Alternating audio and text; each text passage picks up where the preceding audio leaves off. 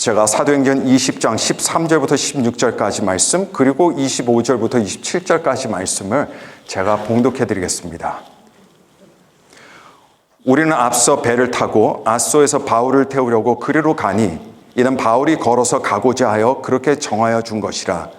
바울이 앗소에서 우리를 만나니 우리가 배에 태우고 미둘레네로 가서 거기서 떠나 이틀날 기오 앞에 오고 그 이틀날 사모에 들르고 또 그 다음날 밀레도에 이르니라.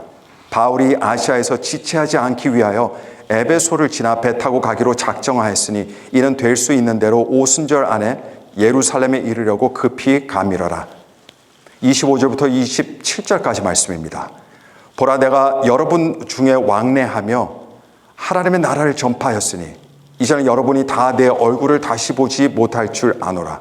그러므로 오늘 여러분에게 증언하거니와 모든 사람의 피에 대하여 내가 깨끗하니 이는 내가 꺼리지 않고 하나님의 뜻을 다 여러분에게 전하였습니다. 아멘.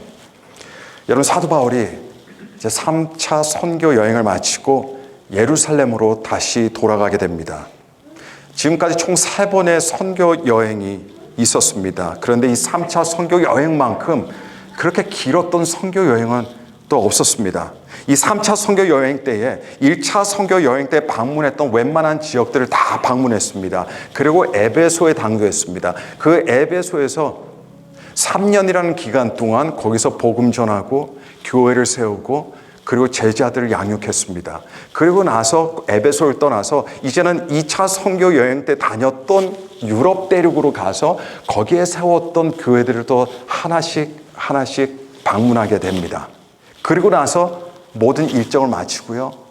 그리고 다시 이제 예루살렘으로 향하게 됩니다. 여러분, 신학자들이 추정하기로는 3차 선교 여행에 소요되었던 시간이 최소입니다. 최소 4년이 걸렸을 것이다. 이렇게 이야기합니다.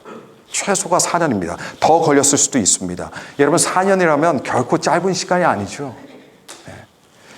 긴 4년이 소요된 3차 선교 여행을 마치고 이제 드디어 사도 바울이 예루살렘으로 향하게 됩니다. 그런데 이 시점에서 이 3차 선교 여행과 관련해서 중요한 사실을 하나 말씀드리고 싶습니다. 이 3차 선교 여행은요, 사도 바울이 가졌었던 1차와 2차 선교 여행과는 조금 다릅니다. 자, 뭐가 다르냐면 1차와 2차 선교 여행 때에는 사도 바울은 오로지 복음을 전하고요, 그리고 교회를 세우는 일에 몰두했습니다. 물론 3차 선교 여행 때도 똑같은 그 일을 했습니다. 너무나도 중요한 일이었어요. 복음 전하고 그리고 교회를 세우는 일이었습니다. 그러나 3차 선교 여행 때는 그것 말고도 사도 바울이 짊어지고 있던 중요한 사명이 하나가 더 있었습니다. 그것이 무엇이냐? 바울이 3차 여행 도중에 당시 예루살렘 교회가요, 극심한 가뭄의 피해를 크게 입게 됩니다. 지금은 가뭄이 와도 가뭄인가? 우리는 그냥 그런 생각만 할 뿐입니다. 그러나 옛날 시대 가뭄이 오면 사람들이 다 굶어야 했습니다. 식량이 없었습니다. 그때 큰 가뭄이 예루살렘에 임하다 보니까 예루살렘이 굉장히 궁핍해졌어요. 온데간데 가난한 사람들이었습니다. 밥을 못 먹는 사람들이었어요. 밥만 못 먹습니까? 물도 없었습니다. 예루살렘 교회가 큰 곤욕을 당하고 있었어요. 그래서 3차 선교 여행 중에 처음에 떠날 때는 그렇게 의도하지 않았지만 사도 바울이 3차 선교 여행을 쭉 다니면서 뭘 했냐면요, 교회들을 다니면서 예루살렘을 위한 구제비를 모금했습니다. 그리고 그 모금한 구제비를 모금하고 나서 은행으로 보낼 수가 없죠. 그때 당시에는 은행도 없었으니까요. 그 모았던 구제비를요, 다 들고 다녀야 했습니다. 그때는 뭐 책 한 장으로 그냥 될 일이 아니었죠. 그 돈을 다 짊어지고 다녀야 했다는 이야기입니다. 그 돈을 가지고 예루살렘 교회를 돕고 예루살렘 궁핍해진 가난해진 성도들을 돕기 위해서 그거를 짊어지고 가게 되는 겁니다. 오늘 본문 말씀 중에 사도행전 20장 16절 말씀을 보시게 되면요, 이런 구절이 있습니다. 바울이 아시아에서 지체하지 않기 위하여 에베소를 지나 배 타고 가기로 작정하였으니 이는 될 수 있는 대로 오순절 안에 예루살렘에 이르려고 급히 가미로라. 3차 그 긴 선교 여행 마치고 끝내고요. 사도 바울은 여유 있는 모습으로 돌아가는 게 아니었어요. 와, 내 사명 끝냈다. 내 일 끝냈다. 너무 기쁘다. 가벼운 발걸음으로 예루살렘으로 간 게 아니었습니다. 오히려 큰 부담을 가지고 그리고 급한 마음을 가지고 빨리 가야지 발걸음을 재촉하면서 예루살렘으로 갔습니다. 오죽이나 급했으면요, 여러분 에베소 근방을 지나가게 됩니다. 에베소 근방의 항구에서 배를 타고 이제 들어가야 되거든요. 오죽이나 급했으면 3년 동안 눈물로 씨를 뿌렸던 그 에베소 들리지를 못했어요. 시간이 촉박했기 때문입니다. 당장 더 급한 일이 있었기 때문입니다. 그래서 사도 바울이 뭘 하냐, 본인이 에베소 교회에 방문할 수 없기 때문에 에베소 교회 리더들을 본인이 있는 곳으로 불렀습니다. 그래서 거기서 에베소 리더들하고 함께 눈물로 또 이야기 나누고 함께 기도하는 장면이 우리 사도행전에 나옵니다. 우리가 읽은 20장에 나옵니다. 그만큼 사도 바울은 예루살렘에 대한 급한 마음을 가지고 있었습니다. 어떻게 하면 하루빨리 구제 헌금을 전달할 수 있을까? 여러분, 사실 사도 바울은 예루살렘 교회 출신이 아니었습니다. 예루살렘 교회하고는 사실 큰 상관이 없는 사람이었습니다. 사도 바울을 파송해 준 교회가 어디였냐? 예루살렘 교회가 아니에요. 예루살렘 위쪽 지방에 있는 수리아 지역에 있는 안디옥 교회였습니다. 1차 선교여행 때 안디옥 교회가 파송했습니다. 2차 선교여행 때 안디옥이 파송했어요. 그래서 1차 선교여행 마치고 2차 선교여행 마치고 사도 바울은요, 어디로 갔냐? 안디옥으로 돌아갔습니다. 왜냐하면 거기가 자기 교회였기 때문에 그렇습니다. 그런데 이번 3차 선교여행은 달라요. 3차 선교여행은 자기 모교인 안디옥 교회로 간 것이 아니라 예루살렘으로 가게 됐습니다. 근데 더 기가 막힌 거는 본인은 압니다. 예루살렘으로 가게 될 경우 거기에 박해가 있을 것이다. 거기에 어려움이 있을 것이다. 거기 핍박이 있을 것이다. 거기 고난이 있을 것이다. 사도 바울은 알고 있었습니다. 하지만 그럼에도 불구하고 사도 바울은 그 구제비를 고이 간직하고 예루살렘으로 가게 됩니다. 여러분, 여기서 저와 여러분들이 짚고 넘어가야 할 것이 있습니다. 우리 교회들에게는요, 큰 그림이 있습니다. 그리고 교회들은 그 큰 그림을 볼 수 있어야 합니다. 그 큰 하나님의 그림을 품을 수 있어야 됩니다. 사도 바울은 전도를 하든 선교를 하든 이 큰 그림을 보면서 그 큰 그림을 품고 했습니다. 그 큰 그림이 무엇이었습니까? 그 큰 그림은 바로 하나님의 나라였습니다. 하나님의 나라였습니다. 오늘 본문 말씀 보시면 사도 바울이 에베소에서 바울을 만나기 위해서 온 이 에베소 교회 리더들을 모아놓고 바울이 이렇게 말합니다. 사도행전 20장 25절입니다. 보라, 내가 여러분 중에 왕래하며 하나님의 나라를 전파하였으나. 사도 바울은 하나님의 나라를 전파했습니다. 그게 복음을 전하는 일이었어요. 복음을 전하는 일은 하나님의 나라를 전파하는 일이었습니다. 바울에게는요, 교회가 굉장히 중요했어요. 목숨보다도 중요했습니다. 그래서 목숨을 내걸고 교회들을 세우기 위해 이 지역 저 지역 다녔습니다. 바울이 교회가 얼마나 중요했는가 바울의 표현을 보면 알 수 있어요. 바울이 교회를 표현할 때 어떻게 표현하냐면요, 그냥 교회라고 하지 않고 예수님의 피로 사신 교회, 예수님이 자신의 목숨을 걸고 만드신 교회, 구원하신 교회입니다. 사람들은 교회에 대해서 중요하게 생각하지 않을 수 있어도 그러나 교회는 예수님의 피로 사신 교회입니다. 우리가 마음에 들든 마음에 들지 않든, 불만이 있든 불만이 없든 교회는 그런 존재입니다. 그러나 여러분, 그럼에도 불구하고 교회보다 더 큰 그림이 있습니다. 교회가 전부가 아닙니다. 그 큰 그림이 무엇입니까? 그게 바로 하나님의 나라였습니다. 사도 바울은 그거를 정확하게 알고 있었습니다.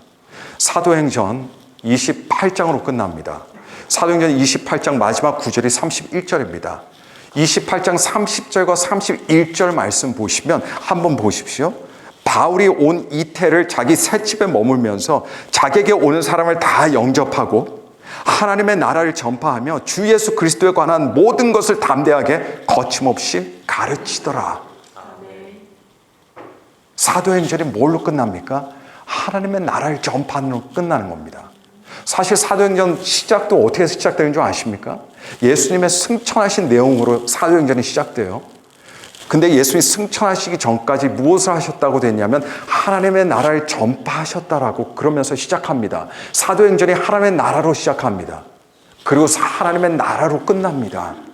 교회로 시작했다가 교회로 끝나는 게 아니에요. 하나님의 나라로 시작해서 하나님의 나라로 갔다가 하나님의 나라로 끝나는 것이 바로 교회 역사입니다. 이게 사도행전의 내용입니다.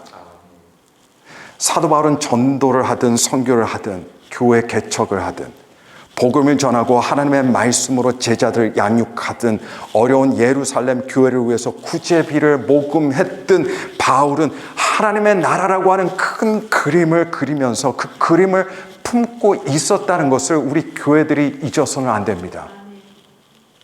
여러분, 개개의 지역교회, 개교회 절대로 혼자 존재하지 않습니다. 개교의 지역교회는 혼자 잘 된다라고 되는 일이 아니에요. 개개의 지역교회는 자기 교회 일에만 관심을 갖고 자기 교회만 신경 쓰면 되는 것이 아닙니다. 이걸 조금 더 실감나게 표현하면, 조금 더 우리에게 현실에 맞게 표현하면 이렇게 표현할 수 있습니다. 우리 새물결 교회는요, 혼자 존재하지 않습니다. 우리 새물결 교회가 혼자 잘 된다라고 되는 일이 아닙니다. 우리 새물결 교회가 우리 교회 일에만 관심을 갖고 우리 교회 일에만 모든 신경을 쓰면 되는 것이 아닙니다, 여러분. 조금 더 개인적인 차원으로 들어가서 표현해 보면 이렇게 표현할 수 있습니다. 크리스천은요, 나만 혼자 잘 된다고 되는 게 아닙니다. 나만 형통하고 나만 건강하고 나만 행복해진다고 되는 일이 아닙니다. 내 일에만, 내 신변에만, 내 관심만 갖고 내 가족에게만 좋다고 되는 것이 아닙니다. 이게 크리스찬의 삶이 아니에요. 왜냐하면 우리에게는요, 주님께서 주시는 큰 그림이 있기 때문입니다. 사람들이 알든 모르든, 관심을 갖고 있든 관심을 갖고 있지 않든, 사람들이 중요하게 생각하든 중요하게 생각하지 않든, 우리에게 이 주님께서 주신 큰 그림이 있다는 것은 부인할 수 없습니다. 없어지지 않습니다. 우리는 그 틀 안에 있는 겁니다. 예수님께서 공생의 기간 동안에 가르치셨던 것이 하나님의 나라였습니다. 사도 바울이 자신의 비전을 삼고 전파하고 가르쳤던 것이 그 하나님의 나라였습니다. 오래전에 한 자매 청년이 제게 자기 이상형에 대해서 이야기를 해준 적이 있었습니다. 제가 그때 청년 사회를 하고 있을 때였습니다.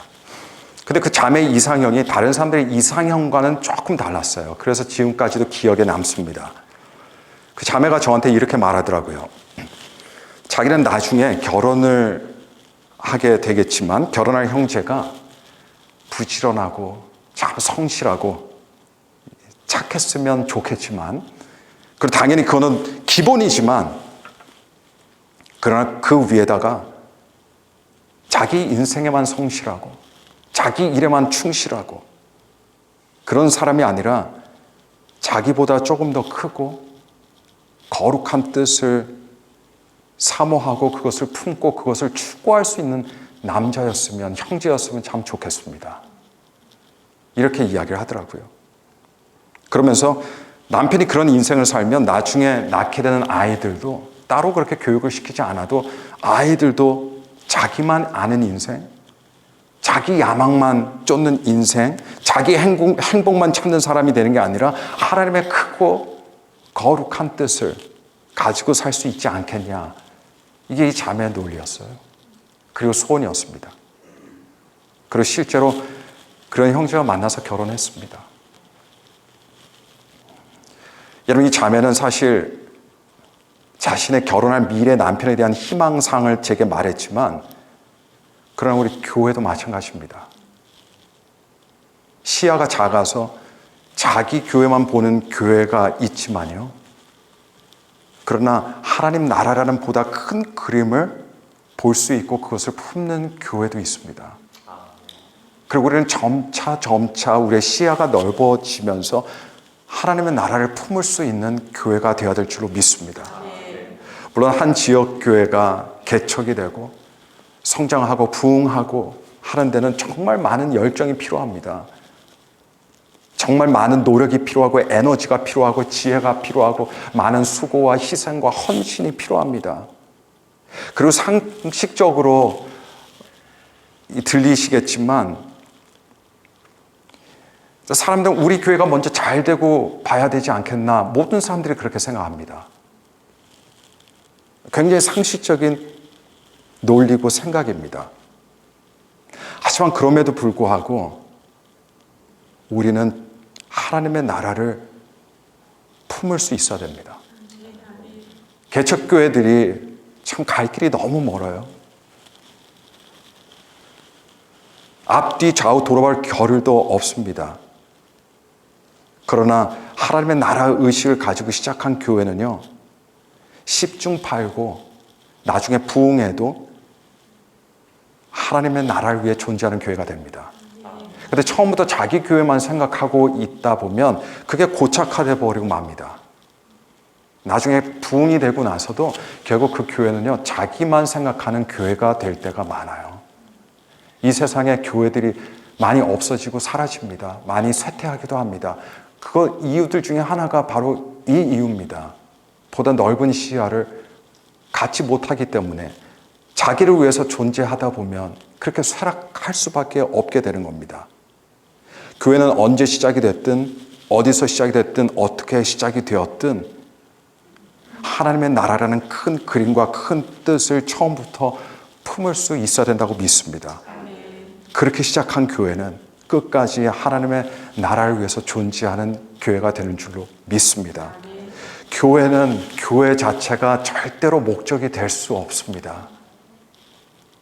교회의 목적이 이 교회가 되는 교회는 여러분 잘못된 교회입니다. 하나님의 교회가 아니라 나중에 인간의 교회로 전락하게 돼 있어요. 교회의 목적은 교회가 아닙니다. 교회의 목적은 하나님의 나라입니다. 하나님의 나라 위에 우리는 존재합니다.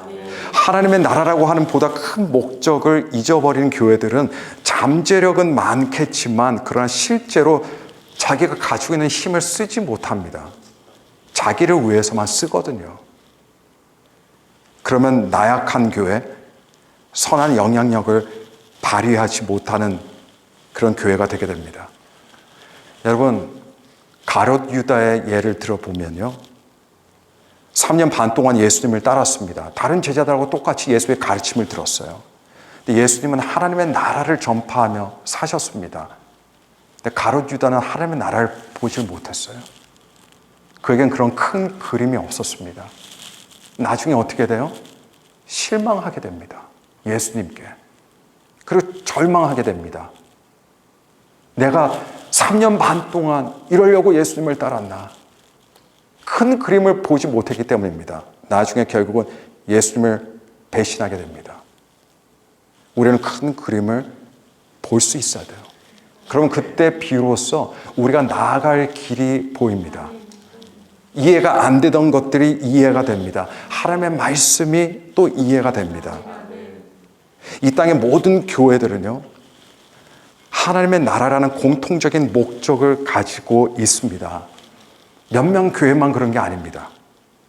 그리고 각 교회가 있는 곳에서 각 교회 하나님께서 모아주셔서 보내신 성도들과 함께 하나님의 나라를 위해서 나가야 되는 겁니다. 여러분, 이 땅의 모든 교회들이 기다리고 기도하고 소망하는 것이 우리 교회가 완벽한 교회가 되는 게 아니에요. 그게 우리가 기다리는 게 아닙니다. 그게 우리가 열망하는 게 아닙니다.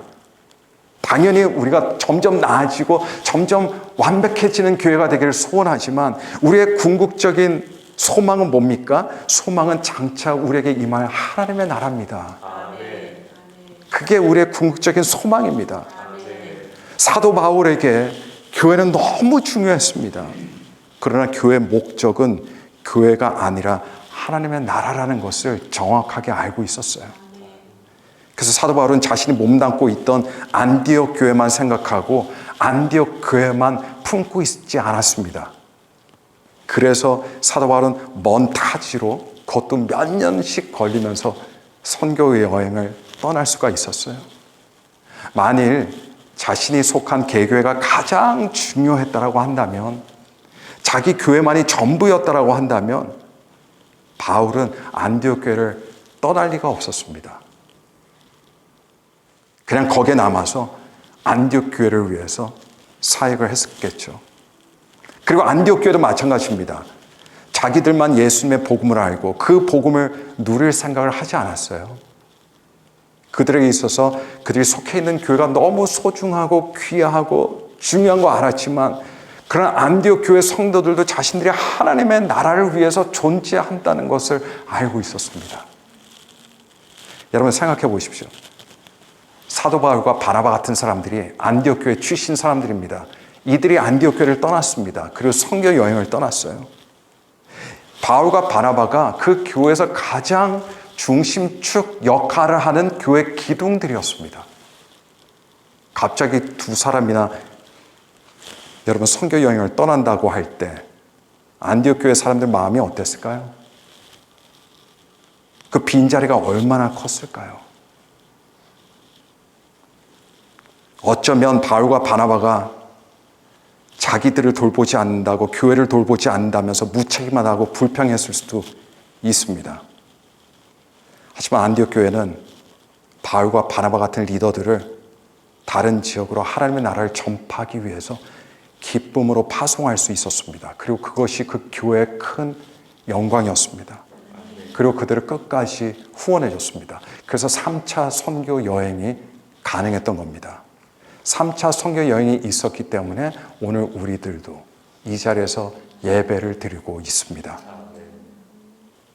안디옥 교회 성도들도 바울과 바나바 같은 사람들이 하는 일이 그들의 일만 되는 것이 아니라 자기들의 일도 된다는 것을 알고 있었기 때문에요.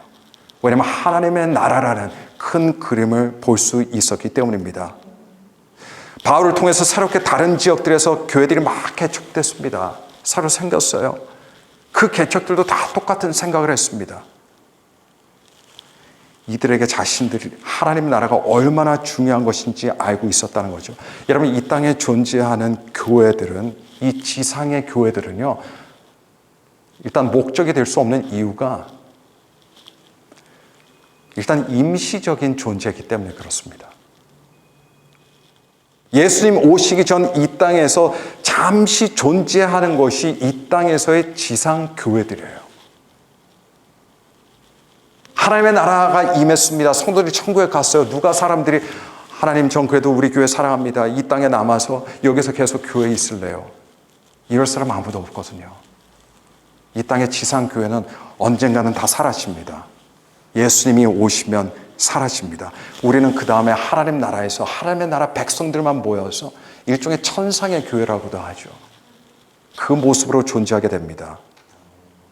그렇다면 초대교회가 이렇게 하나님의 나라라고 하는 것에 초점을 맞추고 있다 보니까 자연스럽게 나타나는 현상이 있습니다. 일어나는 현상이 있어요. 두 가지 것들이 이루어졌습니다. 하나는 자기들만 잘 믿고 자기 교회만 복받고 하는 그런 신앙생활을 한 것이 아니라 열심을 품고 하나님께 그 마음을 활짝 열고 활발하게 전도하고 선교하면서 하나님의 나라를 그렇게 확장해 나갔습니다. 하나님의 큰 그림을 보지 못하면요, 여러분, 가장 하기 싫고 가장 이해가 안 되고 가장 귀찮은 것이 전도와 선교가 됩니다. 그리고 사실 관심 별로 없어요. 왜냐하면 우리 교회만 생각하기 때문입니다.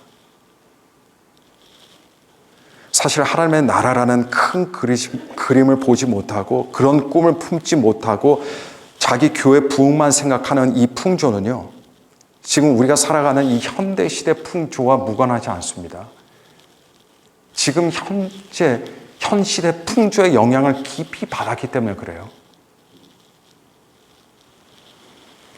이런 자기 교회 부흥만 생각하는 이 교회들의 풍조는 사실 현대 자본주의의 영향을 많이 받았습니다. 현대 개인주의의 영향을 지극히 많이 받았어요. 현대 상업주의 영향, 그리고 현대 세속적 성공주의가 만들어낸 부산물이라고도 할 수 있습니다. 이런 풍조에 휩싸이게 되면 교회들은 그냥 부흥 그 자체를 가장 중요한 것으로 생각하게 됩니다. 꿈이 부흥이 돼요. 비전이 부흥입니다. 부흥만 되면 문제 삼을 거 없어요. 그런데 문제는 뭐냐? 무엇을 위한 부흥이냐입니다. 무엇을 위한 부흥이냐? 그렇다고 제가 부흥을 싫어하거나 부흥에 무관심한 목사라고 생각하지는 말아 주십시오. 저도 부흥을 참 좋아합니다. 매일 부흥을 위해서 기도합니다. 하지만 우리가 가지고 있는 부흥 의식에 대해서 우리는 뒤돌아봐야 될 필요가 있습니다. 이게 잘못되어 있으면 부흥해도 겉돌아가는 교회가 될 뿐입니다. 이게 정말 거룩한 부흥인지 아니면 성공지향적인 양적 팽창에 불과한 것인지 우리는 항상 두들겨 볼 수 있어야 됩니다. 때로는 그 사이가 그 중간이 굉장히 애매해 보일 때도 있어요. 하지만 그럴 때마다 우리가 스스로 자문하고 질문하고 기도해야 될 줄로 믿습니다. 여러분, 맹목적인 부흥을 위한 부흥은 진정한 부흥이 될 수가 없습니다. 하나님께서 원하시는 부흥은 그런 부흥이 아닙니다. 부흥이라는 것은 교회가 예수님의 복음을 너무 사랑하고 그 말씀에 따라서 하나님의 나라를 꿈꾸면서 성령님에게 매일 순종할 때 그때 얻어지고 주어지는 자연스러운 결과입니다. 그냥 결과이지 목적이 아니에요. 근데 그것이 목적이 되고 나면 교회는 복음의 맛을 잃어버립니다. 그리고 그렇게 되면 교회들이 어떤 노력을 하냐면요, 전도하고 선교에 대한 고민이나 노력은 별로 하지 않습니다. 다른 기독교인들, 다른 교회 성도들에게 욕심을 부리게 돼요. 그래서 교회 모양새도 다른 기존 교회 성도들 매료시킬 수 있는 모습으로 계속해서 만들어 나가고 맞춰 나가게 됩니다. 그게 위험하다는 거죠. 물론 다른 교인들이 개인적인 사정이 있습니다. 개인 영적인 사정이 있어서 교회를 옮길 수 있습니다. 그리고 심지어 하나님께서도 교회를 인도하셔서 다른 교회로 인도하실 수 있습니다. 100% 인정합니다. 목회자들도 다른 교회들도 하나님께서 옮기시거든요. 목회자들도. 100% 인정합니다. 하지만 교회의 시선은 기존 교회 성도들이 아니라 예수님을 모르는 사람들, 이 땅에서 하나님 없이 방황하는 영혼들, 자기 믿음의 공동체가 없는 사람들, 예수님의 생명이 필요한 사람들에게 무엇보다 맞춰져 있어야 된다고 믿습니다. 하나님 나라의 큰 그림을 갖고 있으면 우리의 시각이 이렇게 조금씩 변화되고 바뀌게 되는 줄로 믿습니다. 저도 처음에는 제 그림이 참 작았습니다. 처음에 목회를 시작할 때만 해도 이런 생각을 갖고 있지 못했어요. 그러나 목회하고 사역하고 또 주변 교회들을 보면서 또 우리 기독교계를 보면서 하나님이 그런 깨달음을 주셔서 제게도 하나님께서 그런 귀한 은혜를 베풀어 주셨습니다. 사실 그래서 교회를 개척하게 된 겁니다. 자, 하나님의 나라라는 큰 그림을 품는 교회가 활발하게 전도하고 또 점점 선교하게 되는 특징이 있다면, 두 번째 특징은요, 다른 교회들을 단순히 경쟁 상대로 보지 않는다는 얘기예요. 경쟁 상대로 보지 않고 형제 자매로 봅니다. 협력해야 되는 동역의 상대로 보게 됩니다. 그러다 보니까 주변에 있는 어떤 교회가 잘못되잖아요. 그럼 기뻐하는 것이 아니라 마음이 어두워지는 거예요. 그리고 기도하게 되는 거죠. 그리고 어려운 교회들이 있으면 도와주고 싶어요. 우리도 어렵지만 어려운 교회들을 위해서 기도해주고 싶은 그런 교회가 됩니다. 하나님의 나라라고 하는 큰 그림을 품을 수 있다면 말입니다. 사도 바울 당시 예루살렘 교회를 위해서 구제비를 모금했던 교회들 다 하나같이 나중에 세워진 교회들입니다. 몇 년 안 된 교회들입니다. 10년도 다 안 된 교회들입니다. 그러다 보니까 신앙 연륜도 훨씬 적은 교회들이었고요. 규모도 작은 교회들이었습니다. 예루살렘 교회 같은 경우는 이 기라성 같은 교회 리더들도 예루살렘 교회는 그런 기라성 같은 교회 리더들도 있었지만 나중에 세워진 교회들은 그런 리더들조차도 없었어요. 이런 교회들 예루살렘 교회와 비교해 볼 때 모든 면에서 뒤떨어지는 교회들이라고 해도 과언이 아닙니다. 그러나 이들도 자기 교회만 생각하지 않았어요. 이들도 힘들었습니다. 이들도 핍박이 있었고 그리고 박해가 있었죠. 하지만 이들은 그런 열악한 환경 속에서도 그러나 단 한 번도 본 적도 없고 가본 적도 없고 그냥 말로만 들었던 예루살렘 교회의 어려운 처지를 듣고는요, 이들이 다 어려운 가운데서도 함께 돈을 모았습니다. 그리고 사도 바울에게 전해줬어요. 이 헌금을 예루살렘 성도들을 위해서, 예루살렘 교회를 위해서, 하나님의 나라를 위해서 사용해 주십시오.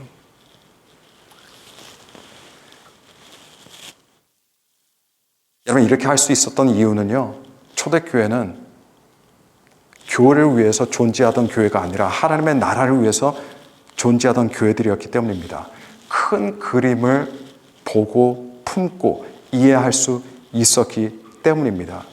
예루살렘 교회가 아직은 전혀 헌금을 받지도 않았고 헌금을 받을 수 있는지 그 사실조차도 아마 몰랐겠죠. 그러나 사도 바울을 통해서 그런 헌금을 전달받았을 때 얼마나 기쁘고 얼마나 큰 격려와 위로와 얼마나 큰 도움이 되었겠습니까? 큰 형님의 위치에 있는 교회였지만 작은 교회들, 아기 같은 교회들에게 그거를 받으면서 얼마나 하나님께 큰 영광을 돌렸겠습니까? 그러면서 하나님의 나라를 함께 소망했겠습니까? 하나님이 이것을 보고 하나님께서는 기뻐하셨습니다. 우리 교회도 역사가 참 너무너무 짧은 교회고 아직 어린 교회지만 하지만 우리보다 조금 더 늦게 개척된 교회들이 있습니다. 제가 잠깐 말씀드렸지만 얼마 전에 1주년 설립 예배를 드렸던 툴루스에 위치한 마가교회, 마음이 가난한 사람들의 교회, 그 교회가 우리가 파송교회라는 것이 하나님의 큰 축복인 것 같습니다. 물론 저희가 크게 돕지는 못하고 있고 사실상 행정적인 역할만 하는, 행정적인 어떤 파송교회 역할만 하고 있을 정도이지만, 하지만 교단에서 저희 교회를 통해서 목회자 지원비를 보내줘서 우리가 전달해 주고 그런 역할을 하다 보니까 마가교회에서도 참 많이 고마워하고 있습니다. 근데 이분들이 지난번에 만났을 때 그러더라고요. 한 분이 거기 재정 담당하시는 분이, 아니 어떻게 개척교회가 우리를 위해서 이렇게 기도해주고 도울 수 있습니까?